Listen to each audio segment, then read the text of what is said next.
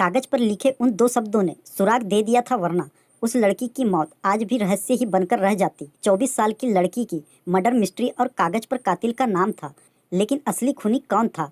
हर कातिल यही सोचता है कि उस तक पुलिस का पहुंचना नामुमकिन है, क्योंकि उसने हत्या से पहले पूरी तैयारी की थी। लेकिन सच यही है कि साजिश और तैयारी चाहे कितनी भी की हो, पुलिस कातिल के गिरेबान तक पहुंच ही जाती है। मर्डर मिस्ट्री की यह असली कहानी भी उस क्रिमिनल की है जो जेल में रहकर खुद को परफेक्ट अपराधी समझ बैठा था। वाकई उसने मर्डर की ऐसी स्क्रिप्ट तैयार की थी जिसमें पुलिस को उलझना ही था, और पुलिस उलझ भी गई थी। लेकिन अचानक मिले एक छोटे से सुराग ने पहली बन चुके इस मर्डर के रहस्य को बेनकाब कर दिया। नमस्कार दोस्तों, मैं हूं इम्मू। और तो दोस्तों, आज की सच्ची घटना देश की राजधानी दिल्ली से है।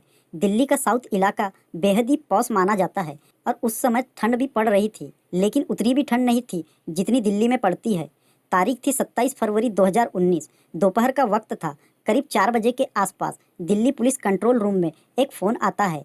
फ़ोन करने वाला बताता है कि दिल्ली के सरिता विहार के पास रेलवे ट्रैक के किनारे में बोरे में एक लड़की की लाश मिली है। चूँकि दिल्ली में महिला सुरक्षा का मुद्दा हमेशा से बड़ा रहा है, खासतौर पर साल 2012 में निर्भया कांड के बाद से और भी ज़्यादा, इसलिए सूचना मिलने के तुरंत बाद ही दिल्ली के सीनियर अधिकारियों से लेकर थाने की पुलिस मौके पर पहुंचती है, और फिर उसी बोरे से करीब 24 साल की एक लड़की की लाश मिलती है। लड़की कुर्ती और जींस पहने हुए थी। चूंकि अभी मौसम में ठंडक थी, इसलिए लाश ज़्यादा सड़ी गली नहीं थी। हालांकि देखने से ही लग रहा था कि लाश 1 या 2 दिन पुरानी जरूर है। लाश की हालत को देखकर पुलिस को शक हो गया कि कहीं ना कहीं उसके साथ दरिंदगी हुई है। गले और चेहरे पर भी खरोच के निशान मिले थे। वैसे ब्लाइंड मर्डर केस में किसी लाश की पहचान कर पाना मुश्किल होता है, लेकिन यह केस काफ़ी अलग था।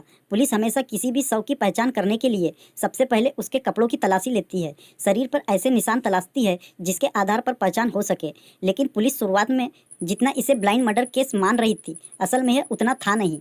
क्योंकि जैसे ही महिला पुलिसकर्मियों ने उस लड़की की लाश की तलाशी ली, उसकी जीन्स की पड़ताल की, तो उसमें से एक लेटर मिला, साथ में उसका फ़ोन भी मिल गया। अब फ़ोन और लेटर देखकर पुलिस को थोड़ी हैरानी भी हुई, लेकिन सुराग तो सुराग होता है। पुलिस ने उस लेटर और फ़ोन को अपने पास रखा, फिर शव को पोस्टमार्टम के लिए भेज दिया। अब पुलिस ने उस लेटर को पढ़ा। लड़की ने उस लेटर में अपनी हत्या का शक जताया था और कातिल का पता भी दे दिया था। उस लेटर में लिखा था, मैं सिमरन अंबेडकर नगर की रहने वाली हूँ। दिल्ली के संत नगर बुराड़ी के रहने वाले आरुष और मैं दोनों आपस में प्यार करते हैं। मुझे नहीं पता था कि आरुष पहले से शादीशुदा है। आरुष के माता पिता नहीं चाहते हैं कि मैं उससे मिलूं। आरुष के परिवार की वजह से मेरी ज़िंदगी बर्बाद हो गई है। आरुष भी अपनी माँ से मिल गया है। आरुष और उसके 2 दोस्त मुझे डरा रहे हैं। वह काफ़ी समय से धमका रहे हैं, मेरे से पैसा मांग रहे हैं। इन लोगों ने मेरा अश्लील वीडियो बना लिया है, उससे ब्लैकमेल कर रहे हैं।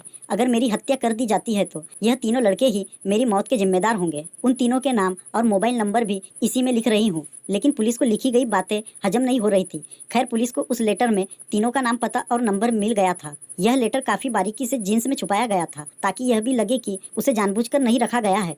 अब यह जानकारी मिलते ही पुलिस सिमरन के अंबेडकर नगर वाले पते पर पहुंचती है। वहां उसके पिता से जानकारी मिलती है कि सिमरन 25 फरवरी 2019 से ही लापता हो गई थी। काफ़ी तलाश के बाद नहीं मिली तो थाने में रिपोर्ट दर्ज करवाई थी। अब लड़की की पहचान के बाद दूसरी सबसे बड़ी बात थी कि कहीं यह लेटर जानबूझकर किसी को फंसाने के लिए तो नहीं लिखा गया है, क्योंकि जिसकी हत्या की गई उसकी जेब से यह लेटर मिलना पुलिस को अभी भी चौंका रहा था। इसलिए पुलिस ने लड़की के पिता से उसकी हैंडराइटिंग पहचानने को कहा। पिता उस लेटर को देखते ही रोने लगे। उन्होंने बताया कि हाँ, यह लिखावट मेरी बेटी की ही है। अब पुलिस को यह केस बड़ा आसान लग रहा था, इसलिए पुलिस ने तुरंत उसमें लिखे आरुष नामक लड़के के पते पर पहुंच जाती है। घर वालों से पूछताछ होती है। आरुष कहीं बाहर गया होता है। इसके बाद पुलिस आरुष जहां होता है उस जगह पर पहुंचकर उसे हिरासत में लेती है। इस बीच पुलिस के सामने लड़की की पोस्टमार्टम रिपोर्ट भी आती है। रिपोर्ट देखकर पुलिस फिर से सन्न रह जाती है, क्योंकि पुलिस का शक सही निकला।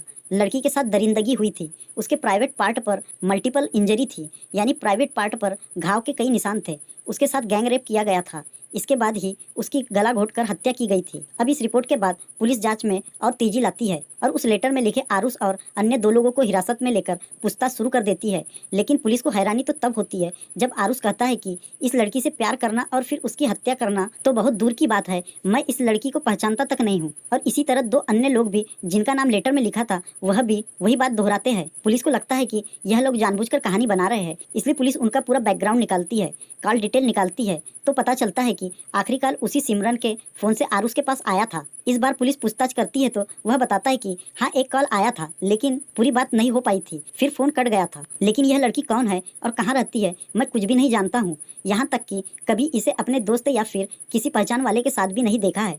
कई घंटे की पूछताछ के बाद पुलिस मरने वाली लड़की और आरुष की पिछली कई महीनों के फोन की कॉल डिटेल निकालती है। उसमें चेक करती है तो यह बात सही साबित होती है कि इससे पहले कभी भी दोनों में बात नहीं हुई थी। इस तरह पुलिस की जांच फिर से वहीं पहुंच जाती है जहां से शुरू होती है। अब पुलिस सर्विलांस और सीसीटीवी की मदद से मामले की जांच शुरू करती है। दिल्ली के सरिता विहार में रेलवे लाइन के किनारे जहाँ लड़की का शव मिला था उसके आसपास वाली रोड की सीसीटीवी फुटेज की पुलिस जांच करती है। इस दौरान एक बड़ा सुराग मिलता है जिसमें एक संदिग्ध होंडा सिटी कार दिखाई देती है। अब इस कार के बारे में पता लगाया तो जानकारी मिली कि इस कार को पूरे दिन के लिए रेंट पर बुक किया गया था। अब पुलिस उस कार बुक करने वाले की तलाश में थी लेकिन कोई खास सुराग नहीं मिल पाया। इस बीच पुलिस ने सिमरन के 24 और 25 फरवरी की कॉल डिटेल भी निकाली जिसमें एक ऐसा नंबर मिला जिस पर सिमरन की पहले कभी बात नहीं हुई थी और दोनों फोन की लोकेशन सरिता विहार में ही थी। लेकिन वह नंबर यूपी के मुजफ्फर का था और जिस पते और नाम पर उस सिम कार्ड को खरीदा गया था वह फर्जी निकला। हैरानी वाली बात यह भी थी कि उस नंबर से सिर्फ सिमरन को एक ही कॉल किया गया था। इसके अलावा उस नंबर से अन्य किसी को भी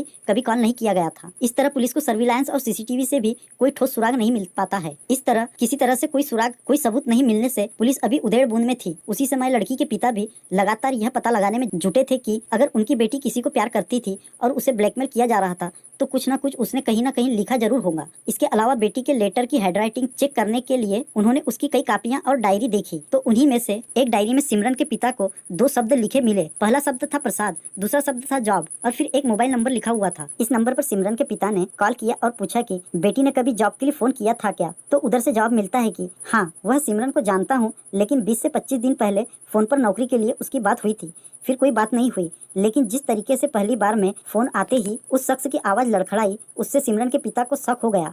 उन्होंने उस नंबर और प्रसाद के बारे में पुलिस को भी जानकारी दी। पुलिस ने उस नंबर की पड़ताल की तो पता चला कि वाकई में घटना से 20 दिन पहले ही उस नंबर पर सिमरन से बात हुई थी और वह नंबर भी शक के दायरे में आ गया। इसलिए पुलिस ने कोई बड़ा सुराग नहीं मिलने की स्थिति में इस पर भी दांव खेला। उस नंबर की लोकेशन निकाली, खासकर घटना वाले दिन की। तब पता चला कि यह नंबर और उस लड़की का नंबर उसी लोकेशन पर था। अब पुलिस उसकी डिटेल निकालकर उसे हिरासत में लेती है। पहले तो वो कई घंटे इधर उधर की बात करता रहा। उसी बीच पुलिस को घटना वाले दिन होंडा सिटी कार को रेंट पर लेने वालों की भी जानकारी मिल जाती है और उन्हें भी जब हिरासत में लिया गया तो पूरा केस ही खुल गया। इसके बाद जो कहानी निकलकर सामने आई उससे साफ हुआ कि इस पूरी घटना में न उस सिमरन का कोई लेना देना था और न ही लेटर में लिखे उस आरुष का। पूरी कहानी कुछ और ही थी। असल में जिसका नाम सिमरन की डायरी में प्रसाद लिखा था उसका पूरा नाम दिनेश प्रसाद था। घटना से कई महीने पहले ही वह चोरी के एक मामले में तिहाड़ जेल गया था। जिस लाकअप में दिनेश बंद था उसी में मर्डर का आरोपी धनंजय और बुराड़ी से पकड़ा गया बंटी भी था। यहाँ पर दिनेश और धनंजय अच्छे दोस्त बन गए और जेल में ही धनंजय और बंटी की लड़ाई हो गई। यह भी पता चला कि बंटी के परिवार के पास अच्छी खासी प्रॉपर्टी है। घटना से 2 महीने पहले ही धनंजय और दिनेश को जेल से जमानत मिल गई जबकि बंटी अभी भी जेल में ही था। ऐसे में जेल से आने के बाद दोनों एक साथ ही रहने लगे और खतरनाक साजिश रचने लगे। इन दोनों ने प्लान बनाया कि बंटी के भाई आरुष को मर्डर के केस में फंसा देंगे तो वह जेल चला जाएगा। इसके बाद उसके 200 गज के खाली एक प्लाट पर कब्जा जमा लेंगे। जमीन पर कब्जा जमाने और कानूनी दांवपेच में इनकी मदद करने के लिए 20 वर्षीय सौरभ भारद्वाज नाम का युवक भी तैयार हो गया। अब इन दोनों ने मिलकर इस पूरी साजिश को अंजाम देने और उन तक पुलिस भी पहुंच न सके इसकी तैयारी में जुट गए। चूंकि दिनेश और धनंजय जेल जा चुके थे इसलिए उन्हें पता था कि पुलिस मोबाइल सर्विलांस के जरिए उन तक पहुँच सकती है। पुलिस घटना वाले दिन के कॉल को जरूर चेक करती है। इसलिए यूपी के मुजफ्फरनगर जाकर पहले एक नया फोन और फर्जी नाम व पते पर सिम कार्ड खरीद लेते हैं। उस नंबर से किसी से बात नहीं करते हैं।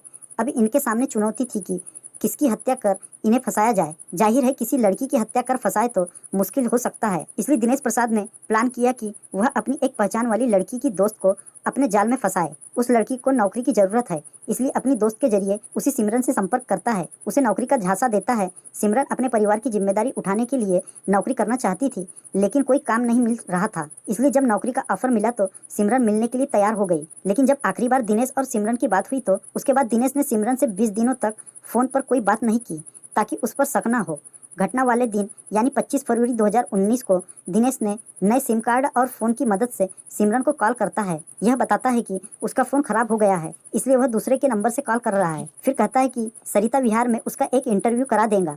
अब नौकरी की तलाश में सिमरन वहां पहुंच जाती है। यहाँ पर सौरभ, धीरेन्द्र और दिनेश तीनों मौजूद थे। एक फ्लैट पर ले जाकर सिमरन से यह जबरदस्ती करते हैं और फिर जान से मारने की धमकी देकर बंधक बना लेते हैं। अब उसके साथ गैंग रेप करने की धमकी देकर एक कागज पर सिमरन से वह लेटर लिखवाते हैं और जब सिमरन लेटर लिख देती है तो उसके बाद तीनों उसके साथ गैंग रेप करते हैं। फिर फ्लैट में ही उसकी गला दबाकर हत्या कर देते हैं। इसके बाद छोटे मोटे क्राइम करने वाले रहीमुद्दीन और चंद्रकेश से संपर्क करते हैं। दोनों को 5 से 10 हजार रुपए का लालच देते हैं और उन्हीं के नाम से किराए की रेंटल टैक्सी बुक कराते हैं। ऑनलाइन इस टैक्सी को पूरे दिन के लिए बुक करते हैं। इसके बाद रहमुद्दीन और चंद्रकेश के जरिए सिमरन के शव को बोरी में डालकर रेलवे लाइन के किनारे देर रात में फेंक आने की बात करते हैं। इससे पहले सिमरन के हाथों लिखे उस लेटर को उसकी जीन्स में डाल देते हैं। इसके साथ ही उसके मोबाइल फोन को भी उसके जेब में डाल देते हैं ताकि उनका कोई सुराग न मिल सके। इसके अलावा लड़की के पर्स और फर्जी पते पर खरीदे सिम कार्ड व फोन दोनों को किसी नाले में फेंक देते हैं ताकि उससे जुड़ा कोई भी सबूत पुलिस को कभी मिल न सके। अब यह आरोपी इस बात का इंतजार कर रहे थे कि कब आरुष गिरफ्तार होकर जेल जाए और हम उसकी जमीन पर कब्जा करके तीनों आपस में बंटवारा कर ले, लेकिन उससे पहले ही परफेक्ट मर्डर मिस्ट्री से पर्दा हट गया। इस तरह दिल्ली पुलिस ने 4 मार्च 2019 को मर्डर मिस्ट्री का खुलासा कर दिया और सभी आरोपी को जेल में बंद कर दिया। दोस्तों, इस वीडियो को बनाने का मकसद किसी को ठेस पहुंचाना नहीं है, बल्कि समाज में हो रही ऐसी घटनाओं से लोगों को जागरूक कराना है।